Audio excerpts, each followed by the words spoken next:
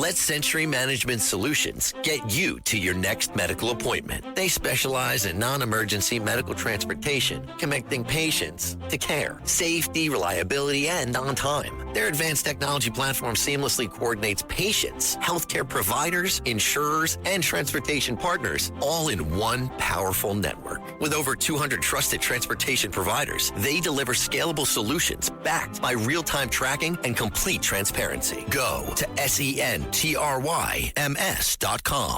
The Rita Cosby Show On the Red Apple Podcast Network.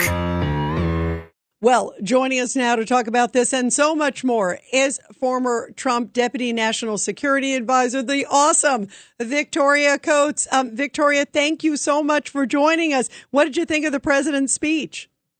Well, my friend Rita, wonderful to be with you. No, this was a great speech. This was a just the facts speech. And I think what the president was doing was answering all of the just misinformation that's been out there saying, oh, Iran is winning. The cover of The Economist saying, advantage Iran. By what metric? They've been struck 13,000 times. They've lost their missiles. They've lost their Navy. They're losing their nuclear program. Hey, Victoria, who was saying advantage Iran? Who was that? The Atlantic? The Economist. Oh, my goodness. All right. Yeah, there's this the whole cover of that. That's what they said. So, this just doesn't make sense by any reasonable metric. And so I think the president wanted to lay that out. He wanted to tell the American people why this makes them safer, which it does. And he wanted to say this is not going to go on forever. This isn't going to be a situation like World War II, as you were just saying. This is going to go on for maybe 2-3 more weeks, and then we have a whole nother strategic picture in front of us. You know, one of the things I always flip around, and so I was watching to see, okay, well, what are the different folks saying about the speech? I watched it all. You know what a political junkie I am. Exactly. See, I did everybody a favor. There you go. But I watched it intently. And then I flipped over and I was watching, I think it was CNN, where they had this doozy. The guy was like, well, where's the real regime change? Then he said, we're not really getting the nuclear materials. We're just surveilling it. And then he said, and the strait is magically just going to open up. So what do you say to the critics who are saying those 3 points? Well, I would say that has never been what the president said this was about. This was about no nuclear weapons, no missiles, no Navy, no proxies. And those are the things he has continued to hammer. That's what he hammered tonight. He always said regime change is not our errand here. If the Iranian people wish to do this, and one of the things I've been looking at, Rita, is we've discussed the catastrophic interior meltdown of the Iranian economy. We may not have to do very much. And once we get beyond the military effort here to bring on regime change, that's not really our problem. Our problem is mitigating the threat to the American people. And so, for all of the talking heads on CNN who want to start shifting the goalposts, make this into something it's not, they want another forever war that they can saddle the American people with. No, I think we're going to stick with President Trump's mission. What do you think is ahead? And one of the things that I thought was also powerful, he said that, if you don't come to the negotiating table, he's still giving them one more chance. He, of course, said, April 6th was sort of the 10-day deadline. And he said, if you don't come, essentially, we still can bomb you to the Stone Age. We don't really want to hit your energy plants. We don't want to hit the electric. We don't want to hit the oil. But if we have to, we will. So kind of reading the tea leaves, I know it's hard to do, but what do you think the next few days or up until Monday or on Monday is going to look like?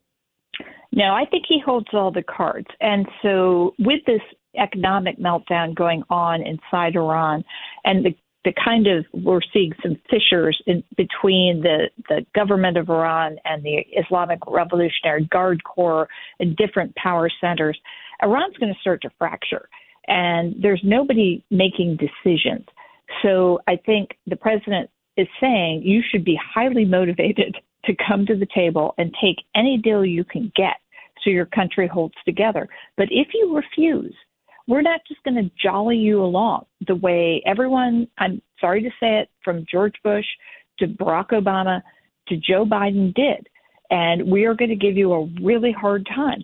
And we will do things other people wouldn't do, including hitting this infrastructure.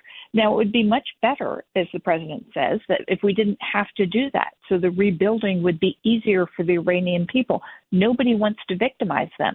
But that's in the hands of what's left of the regime. Yeah, no, you're right. And we'll see, because we're dealing with zealots. We're dealing with fanatics.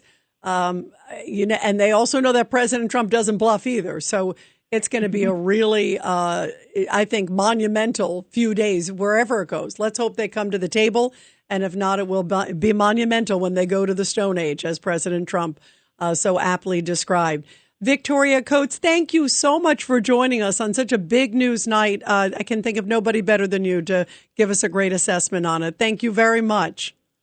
Thanks for having me on, Rita. Thank you very much. The great Victoria Coates, former Deputy National Security Advisor there for President Trump.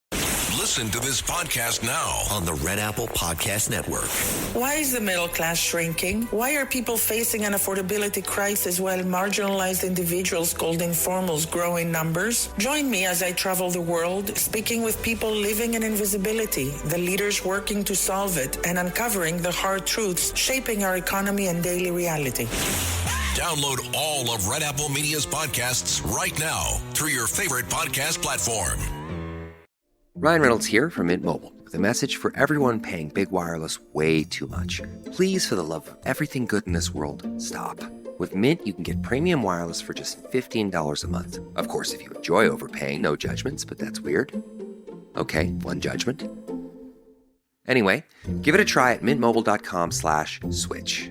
Upfront payment of $45 for 3-month plan, equivalent to $15 per month required. Intro rate first 3 months only, then full price plan options available. Taxes and fees extra. See full terms at mintmobile.com.